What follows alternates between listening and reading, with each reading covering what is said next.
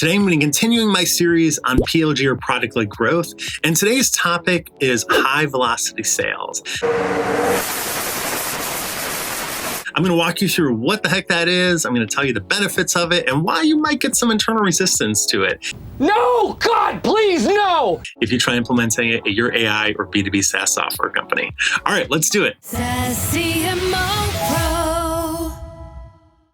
Hey guys, Bill Masitis here, former CMO CRO at Slack, CMO with Zendesk, and SVP of Marketing at Salesforce. Thank you so much for joining SaaS CMO Pro.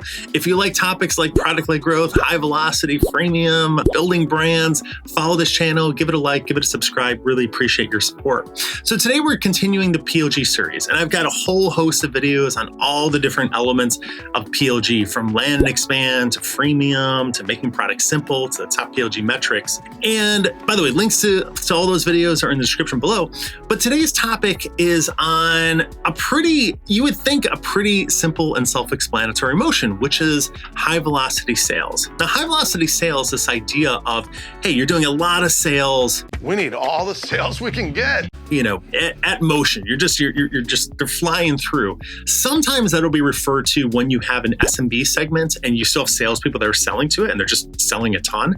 But usually what I've heard it referred to is this idea of a self-service buying motion, right? Where anyone can go in and just, hey, maybe you have a couple plans, they can just go buy it on their own and start using it. Now, again, that sounds really simple because we're used to it in our consumer life, right? This is something we've been doing for 10, 20 years online, right? We just buy stuff online and it just, that's how it works, right? But for B2B software, that always hasn't been the case. And, to kind of understand that, you have to understand how B2B software originally started doing their go-to-market. And that was back in the days when literally when you would sell B2B software, it had to be installed on that company's servers. Why don't we just call the IT guy who set it up? What's the name of the guy in the glasses again? So you would traditionally sell in through the CIO or the CTO, and it was a top-down motion. You would do a lot of BDRs, a lot of outbound. You try to map out that organization. You'd use very expensive AEs to sell, like I said, to the top, to the CIO, CTO. You try to get a wall-to-wall deal. And in a lot of ways, it didn't matter if the user could buy it on their own because that was just the go-to-market motion you used. And so, as time progresses, SaaS comes along and SaaS allows any user to come and use it, right? Like I remember Mark Benioff, the incredible CEO of Salesforce, who I had the privilege to, work under, he always just said like, hey, I do this stuff on Amazon. I go, I buy stuff. Like, why can't I do it for B2B software? And so that ushered in this whole new go-to-market model where you started to see motions like freemium, free trial. You start to see motions like land and expand, where, you start getting a pocket of usage and then you just expand that. And a big part of that was just letting users, upgrade on their own. So if you had a free trial or a freemium motion, you would let users essentially buy it on their own. Okay, so we talked about now just what the heck, this high velocity sales or self-service sales is. It's basically this idea of like any user can come in, maybe they come in on a free plan, maybe they come in on a free trial, whatever it is, and they can go and upgrade to one of your paid plans, right? Now, this could be, whether you're using per user pricing, or it could even be usage-based pricing, but it's something that allows the user to go in, generally put in their credit card. Usually it's for maybe one user, or maybe it's for a small team, right? They're just going to expense it. And you allow that. Now, another key element of it too, though, is letting users that are already on a paid plan expand. Now, that could be expanding to buy more products. That could be expanding to add more seats. That could be expanding just to add more add-ons, right? And again, you kind of think like in a consumer life, well, of course, why wouldn't you allow that, right? Why wouldn't you let someone just go in there? But a lot of B2B organizations would not allow that or never built that out. So I remember when I was at Zendesk, there was a time where, individual users or even the owners of these accounts couldn't just add seats on their own. They had to talk to a salesperson. And part of that was like an R&D. We just hadn't built that out. We didn't have the functionality for it. But what you saw was, a lot of these, retailers that, very popular for using customer support software, they would have dramatic swings in, how many seats they needed based on the seasonality, right? So the holidays roll around, Black Friday rolls around. These are big, big events. They really need to ramp up their staff. But then after that, they might need to take it down. They might not need as many seats, right? And so for a long time, they would get frustrated. Like, why do I have to talk to someone? Like, I just want to go in there and do it myself, right? And we finally built it out and I loved it. But again, this is something you don't see everywhere, right? So let's talk about why you don't see this everywhere. One is, hey, it takes time to build this stuff out, right? This is development resources. That's always one of the most scarce resources you have at your company. There's always a million things you want to build. You want to add more features. You want to do this. You want to do that. And this is another thing that's like, hey, we have to build out, right? I think another underlying hidden reason, I kind of alluded to this in the intro, was that you will sometimes see a lot of internal resistance to this, right? So what ends up happening a lot of times for B2B software or AI software is a lot of companies will skip straight to selling to the enterprise. And when you sell to the enterprise, I'm a believer you do need AEs there. You need account execs. We had a big AE team at Slack. And what you'll find is the sales team ends up getting, just like from literally a raw number perspective, like one of the biggest teams in the company. And they just have a lot of weight, right? It's, when you go to offsites, there's just a lot of salespeople there. There's the VP of sales and SVP of sales and all these different regional sales leaders, right? And, when you sometimes bring up concepts of product-led growth, concepts like freemium, concepts like a free trial, concepts like, high velocity buying, or even letting users expand on their own, those are kind of scary concepts if you're in sales. And I get it, right? You're like, hey, I make my money by selling. Most sales plans for individual AEs are based on how much they close and how much they sell. And now it's like, well, wait, you're going to allow people in for free? Like, how am I going to sell a plan if we have a free plan? Why would they ever buy it, right? Or, hey, you're going to let someone just buy in their own? Like, whoa, like you're taking away, my paycheck.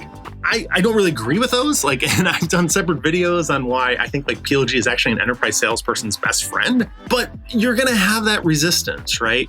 And you're going to need to educate that stakeholder on, well, hey, why this is actually a good thing for the company. Why is it actually a good thing for you?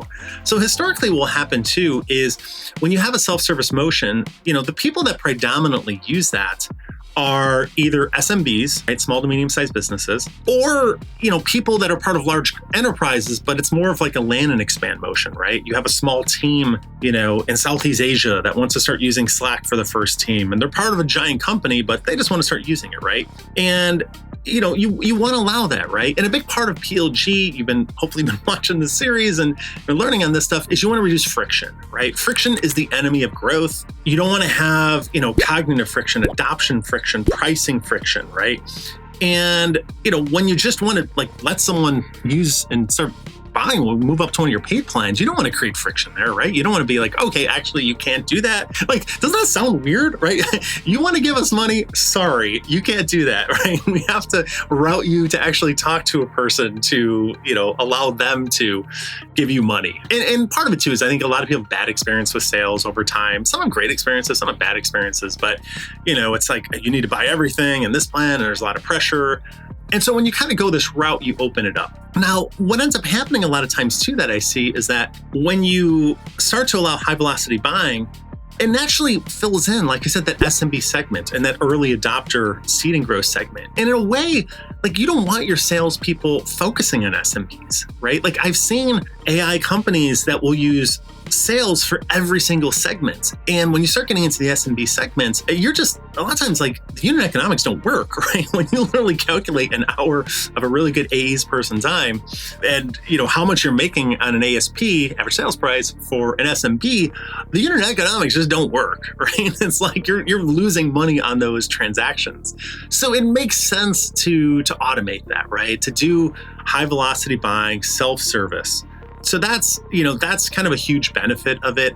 I think another really big benefit too is it's a more capital efficient way to grow, right? I think everyone in SaaS and AI now is thinking about capital efficiency, right? Like the public markets have pretty much come down on the SaaS companies and said, hey, we want you to be capital efficient. We want to see profits, right? You can't just, use this 30-year-old dusty dated playbook and everything you did, right? I know back in the day we sold top down and used, A's for everything and did a ton of outbound and cold calling and events. And, those still kind of have their place. But again, if you're looking from a capital efficiency perspective, you want to think about like, hey, how are we going to let people learn about our software, buy our software in a more capital efficient way. And that's the big advantage of PLG. I don't care if you're using PLG for SMB, mid-market, enterprise, for all three of them. It's just a more capital efficient way to grow. And allowing a high velocity and self-service motion allows you to start having a higher percentage of sales come from self-service. And then usually, like I said, this is not necessarily a bad thing for sales. It's like, hey, when you're spending all your time on these tiny deals, well, we want you to focus up market, right? These bigger deals. And most salespeople want to work for the bigger deals. They want to make more money. And it's a lot easier to make more money when you're selling to bigger enterprises. So you have them move up market, right? And you even can use advanced things like PQL. So that's a metric called product qualified leads. And the idea is once they're in the product, they have X amount of usage, and once they pass a certain threshold, then sales goes and starts talking to them versus just talking to them right in the beginning. And what that does is it allows, the salespeople, when they come in, they already know about who you are and what you do, and they've gotten value from the software. And same thing, when you kind of have the self-service motion, or at least what we saw at Slack and Zendesk a lot, is that we'd already have a lot of times usage at a company. Like some team was already using Slack. A lot of times multiple teams were using Slack, right? And because we had this motion where people could go start using it for free, they could upgrade to paid plans, they had different teams and paid plans, and it was a lot easier for the salesperson to go in and go, hey, you already have 7 teams using Slack, let's get them onto our enterprise plan. You're gonna have, administrative controls, you're gonna have consolidated billing, you're gonna have single sign-on, provisioning, deprovisioning, all these enterprise requirements. SLA of 99.99%, dedicated customer success manager. It was just a much easier deal. And that was a big benefit, right? When you have the self-service. So I think, kind of wrapping this up, the big benefits of a self-service motion or a high velocity motion is you're going to be a lot more capital efficient. You're going to grow faster.